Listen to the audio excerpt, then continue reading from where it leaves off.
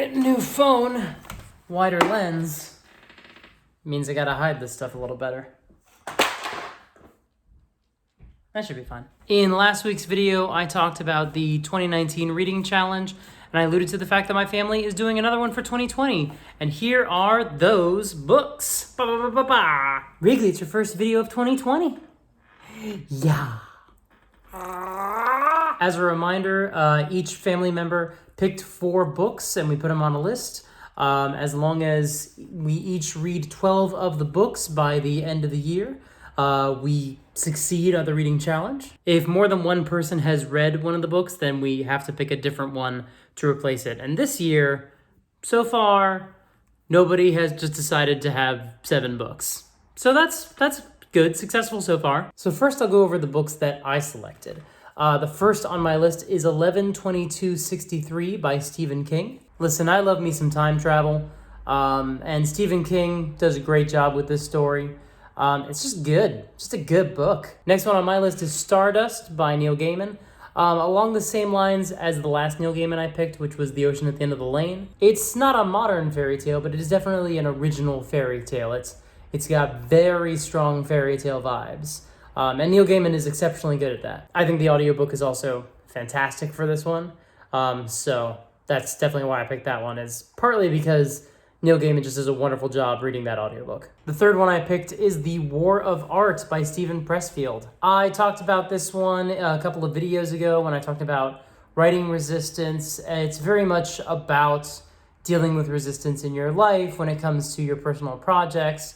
It's a really well done book. It's back on Audible after a weird absence, so it's available there. It's a very quick listen, and I'm sure a very quick read as well. And the last one I picked is Warm Bodies by Isaac Marion. It seemed appropriate. We had a zombie book last year, and Warm Bodies is another unconventional zombie book. It's a zombie romance. It's actually really good, and it kind of transcends just the sort of kitschy nature of that premise into something that I think is really, sweet and touching and pretty well done. But of course, everyone else got to pick books as well. So what did my family members choose? My sister picked 4 books last year that we all agreed were a little on the bleak side, but also, speaking for Victoria and myself, we liked all the books. So we were like, well, keep picking some. She threw out some as a joke at first, and we were like, you could use those books. So pretty much she did. The first one on my sister's list is The Handmaid's Tale by Margaret Atwood. Feels like we all know what that one's about. Apparently it's really good. It's gonna be an intense one, for sure. I have not watched the show. I know the premise. It seems like a lot. But yeah, I'll read the book. The book's supposed to be really good. Next one on my sister's list is All the Light We Cannot See by Anthony Doerr. Dower? I'm gonna pronounce it Dower, because that seems appropriate. The description that my sister gave is that it is a World War II novel about a blind girl and a Jewish boy, and in Germany. Oh boy. That seems real interesting, doesn't it? The next one on her list is Dark Places by Gillian Flynn. The woman who wrote Gone Girl, and the screenplay for Gone Girl. Some other stuff too, but Gone Girl. The last one on her list is Where the Crawdads Sing by Delia Owens, and she describes it as a murder mystery in swamp country. So, swamp murder. Should cheer us all right up. Is it bad that I'm actually really looking forward to all these books? Because, I've heard about them, and, a lot of good writers on that list. Next, let's talk about the selections from my brother-in-law, Danny. The first on his list is Cuckoo's Calling by Robert Galbraith, but actually by J.K. Rowling. I've got a copy of it. It's been on my list, but I've got mixed feelings on that. Because J.K. Rowling doesn't think very highly of transgender people, and that's not awesome. And my understanding is that people who have read the Robert Galbraith books, at least one of them, there's a little bit more evidence in those, a little bit more direct reinforcement that that's how she feels and that this has been there for a while, which is why some people weren't so surprised when the recent stuff. Anyway, I don't know. we'll see. It's not jumping to number 1 on my list. The next one is Spinning Circle by Naomi Novik. She describes it as a fairy tale, and this is one that's been on my reading list for a while. I think I found it through Amazon, recommended something like that. Maybe on Tor's website, tor.com. It came up there, but I've been interested in that ever since I saw the cover.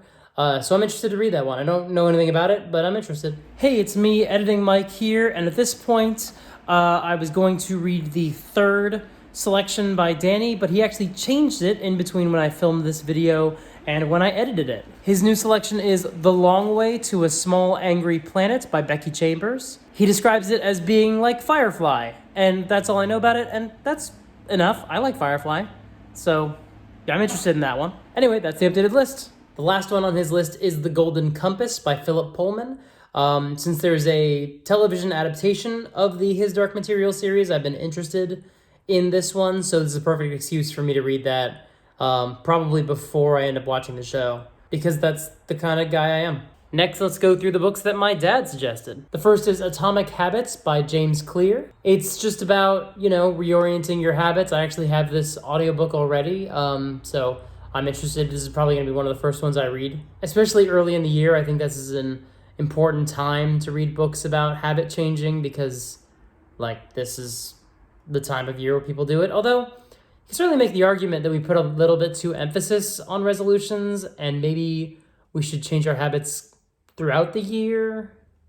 Maybe I'll listen to this closer to my birthday, or just whenever I listen to it, it would be a good reminder of how to change my habits, because we can always learn as adults. Anyway, I'm interested to read this one. Next is Anthony X, Battle for Forever, Book 1 by Anthony Savio. All he said is that it is about immortals, which I'm interested in. I like stories about immortals. I don't want to be immortal, probably for reasons that this book will reinforce. I'm not interested in that, but I think stories about them are very good and cool. So I'm interested in this one for sure. 1491 by Charles C. Mann. It's basically about pre-Columbus in the Americas. He described it as new revelations about the Americas before Columbus arrives. I don't know what that means. I mean, if the consensus is, hey, Columbus sure did ruin some stuff, I'm on board with that. The last one on my dad's list is Where'd You Go, Bernadette by Victoria Semple. All I know about this one is that it is a novel and that Cate Blanchett was in the film adaptation just a couple of years ago. So color me interested. At the time of this recording, my mom has not yet picked her books. If she has by the time the video comes out, I will post them in here with Editing Mike.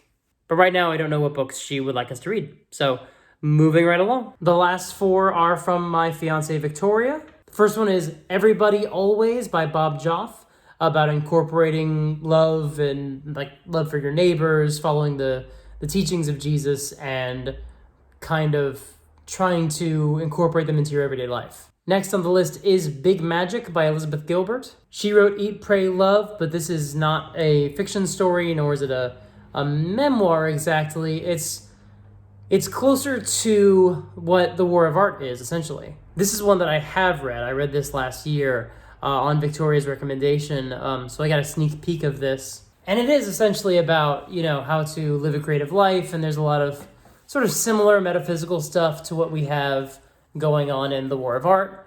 They're really interesting companion pieces, I think. The third on her list is #GirlBoss by Sophia Amoruso. It is about a clothing magnate, clothing designer, a woman in charge of a clothing line, I believe, and how she got to that point in her career by being a girl boss. The last on her list is Notorious RBG, which is all about Ruth Bader Ginsburg. I'm going to read off the authors' names. Irin, Carmon, and Shana Knizhnik. I'm so bad with names. Anyway, it's about Ruth Bader Ginsburg. She's cool, and I hope she stays alive for at least a couple more years. I do not want her to stop being in the job that she currently has anytime soon. If she could wait about 1 to 5 years, that would be great. That's it for the reading challenge. There are other books on my to-be-read list as well.